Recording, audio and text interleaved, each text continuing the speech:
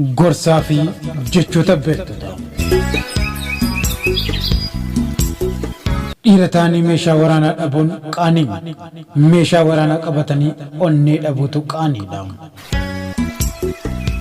Kaleessa irraa baradhu, har'aaf jiraadhu, boruuf abdii qaba. Garuu yoomiyyuu gaaffii ofii gaafachuu hin dagatan. Beekaan kan hin dogoggorre osoo hin taane kan dogoggora isaarraa sirraa'edha. Barumsa barattee yoo qoramtu jireenya ammoo qoramteetu baratta. Obsi waa sadii nama fakkeessa. Beekaa, sodaataa fi wallaalaa nama fakkeessa. Nama si sobu wajjin gammaddee kolfu irraa nama dhugaa sitti himu wajjin gadditee boohuu siif wayyaa.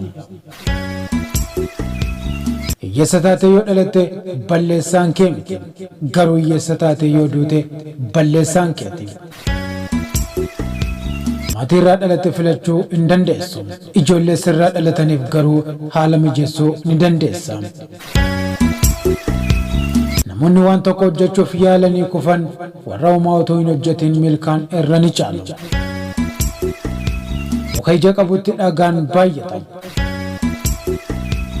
Karaa si baasuu hin beektu taanaan deemsa hin eegale jecha Ingiliizota.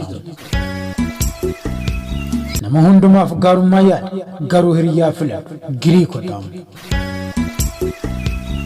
Rabbi gurra lamaa fi afaan tokko nuuf kennuun isaa baay'ee dhaggeeffachuu fi xiqqoo dubbachuu akka qabnu nu hubachiisuudhaaf jecha Araboota. Amala nama tokko baruu yoo feete aangoo yookaan taayitaa kenna. Abrahaam Lincoln. Jibbi dhagaa caalaa waan ulfaatuuf jaalalaan haa jiraannu. Maartin Luuter King. Milkaa'inni adeemsa dheeraaf bu'aa bayii guddaa booda argama. Winston Churchill. Badhaadhina qabeenya caalaa badhaadhina sammuuf dhama'e. Albert Einstein. Ofiin jaalalatti kuftee harkisa dachee hin kumatan. Albert Einstein. Fulli ifaan daandii jalqabaa gara jaalalaatti geessudha. Mother Teresa. Hiriyaa gaariin waliin haasa'uu waggaa tokko osoo hin taane gocha sa'aatii tokkoon hubatama. Pilaato. Gammachuun wanti yaadan dubbatanii fi raawwatan yoo wal faana mul'atanidha. Mahatmaa Gaandhi. Hunda jaallatu muraasa amanu nama tokkoyyuu hin jibban. William Shakespeare. Namni beekaan of dhoksa, namni wallaalaan of beeksisa. William Shakespeare. Maallaqni hin dubbatu garuu soba dhugaa fakkeessa jecha Saawuz Afrikaanota. Beekumsi kennaa uumamaa si jalaa hin hatamnedha. Albert Einstein.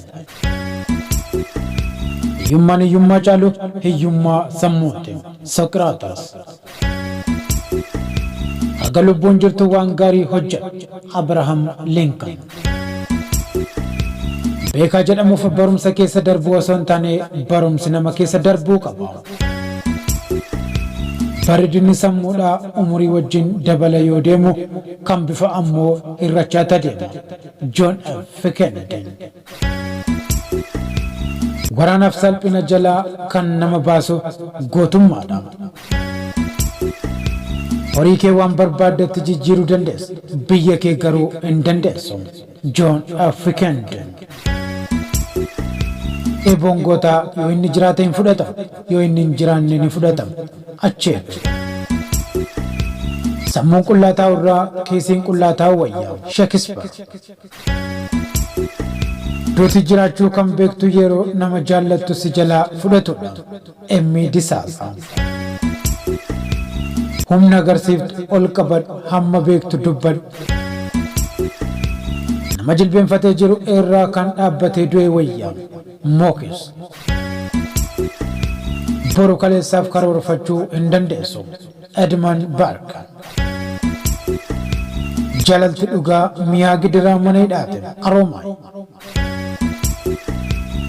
Yeroo hunda tarkaanfii tokko yoo yaaddu qormaanni gufuu miila keetii irratti ni mul'ata. Antoochee Baakka.